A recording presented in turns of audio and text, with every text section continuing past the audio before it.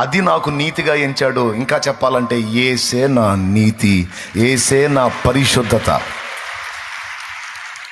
నా నీతిని బట్టి కాకపోయినా, నా పరిశుద్ధతను బట్టి కాకపోయినా, నాకు నీతి అయి ఉన్న క్రీస్తును బట్టైనా నా ప్రార్థన నా పరలోకపు తండ్రి వింటాడు. అర్థమైతే కొట్టు, లేకపోతే సర్దుకో. ఓకే, ఏం నిశ్చయిత ఉండాలి? మోకాళ్ళు వేసినప్పుడు వాడు అంటాడు, నువ్వు నీతిమంతుడువా అంటాడు.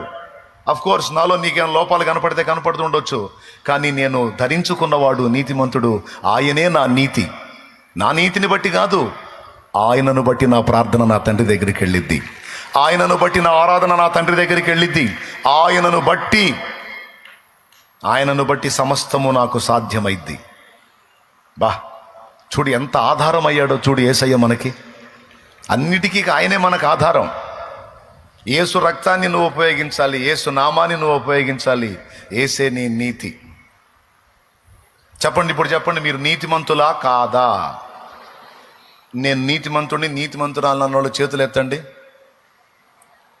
నీతిమంతుడు నువ్వు దించావింది? నువ్వే అడుగుతున్నావుగా. నీతిమంతుడా నువ్వు, నీతిమంతురాలు నువ్వు అంటే ఏ తప్పు లేదా నీ దగ్గర? మరేం చేతులు ఎత్తావింది? అది కంప్లీట్ చేయాలి మీరు.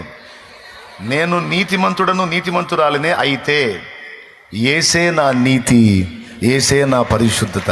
దేవుని కృపను బట్టి, ప్రభు అయిన యేసు క్రీస్తును బట్టి నేను నీతిమంతుణ్ణి, నీతిమంతురాలిని, పరిశుద్ధుణ్ణి, పరిశుద్ధురాలిని. ఇది నీ స్టేట్మెంట్. మిస్టర్ లూసీ గాడికి నువ్వు ఇవ్వాల్సిన స్టేట్మెంట్ ఇదే. ఆ దిక్కుమాలినోడికి ఇవ్వాల్సిన స్టేట్మెంట్ ఇదే.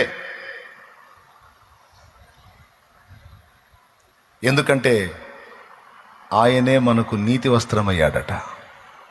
యేసు నీతిమంతుడు అన్న ఒప్పుకున్న వాళ్ళు చేతులు ఎత్తండి. యేసు నీతిమంతుడు.